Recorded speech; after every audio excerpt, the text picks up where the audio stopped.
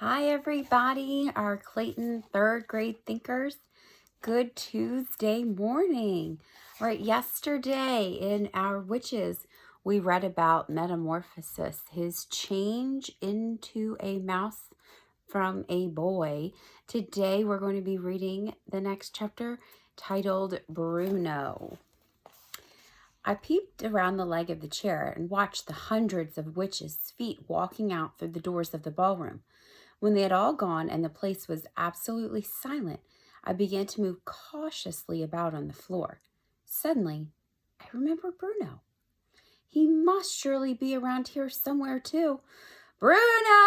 I called out. I wasn't seriously expecting that I would be able to speak at all now that I'd become a mouse. So I got the shock of my whole life when I heard my own voice, my own perfectly normal, rather loud voice coming out of my tiny mouth. It was wonderful. I was thrilled. I tried it again. Bruno Jenkins, where are you? I called out. If you can hear me, give a shout.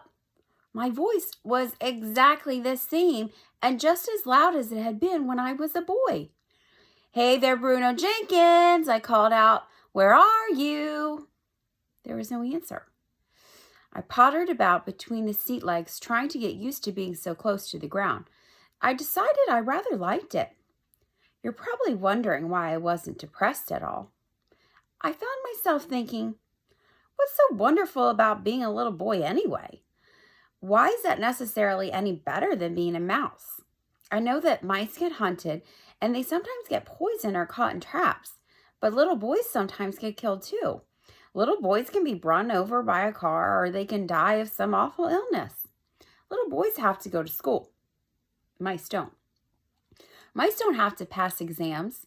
Mice don't have to worry about money. Mice, as far as I can see, have only two enemies, humans and cats. My grandmother is a human, but I know for certain that she will always love me no matter whoever I am. And she never, thank goodness, keeps a cat. When mice grow up, they don't ever have to go to war and fight other mice. Mice, I felt pretty certain, all like each other. People don't. Yes, I told myself, I don't think it is all that bad thing to be a mouse. I was wandering around the ballroom floor thinking about all this when I spotted another mouse. It was crouching on the floor, holding a piece of bread in its front paws and nibbling away at it with great gusto. It had to be Bruno. Hello, Bruno, I said. He glanced up at me for about 2 seconds. Then he went right on guzzling. What have you found? I asked him. Oh, one of them dropped it, he answered. It's a fish paste sandwich. Pretty good. He too spoke with a perfectly normal voice. One would have expected that a mouse, if it was going to talk at all, would do so with the smallest and squeakiest voice you could imagine. It was terrifically funny to hear the voice of a rather loud-mouthed Bruno coming out of that tiny mouse's throat. Listen, Bruno, I said. Now that we are both mice, I think we ought to start thinking a bit about the future. He stopped eating and stared at me with his small black eyes. What do you mean, we? He said. The fact that you're a mouse has nothing to do with me.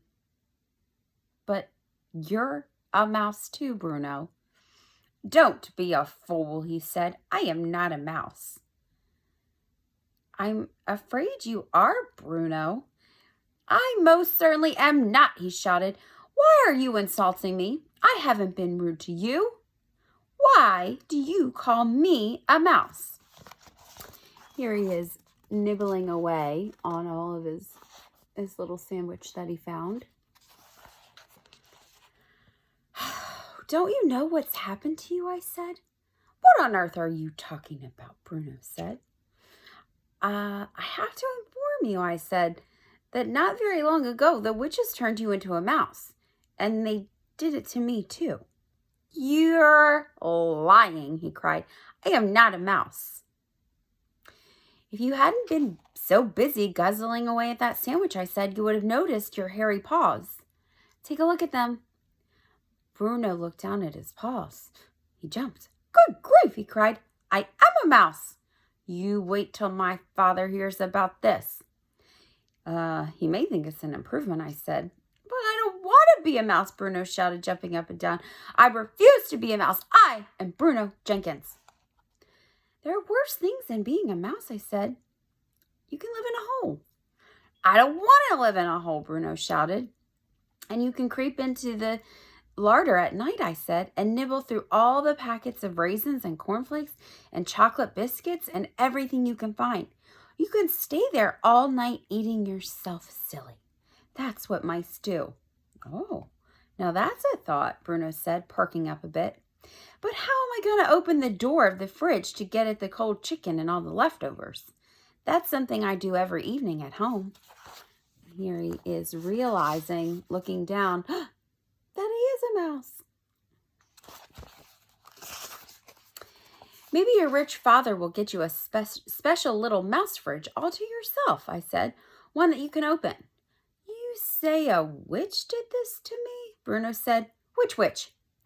The one who gave you the chocolate bar in the hotel lobby yesterday, I told him. Don't you remember?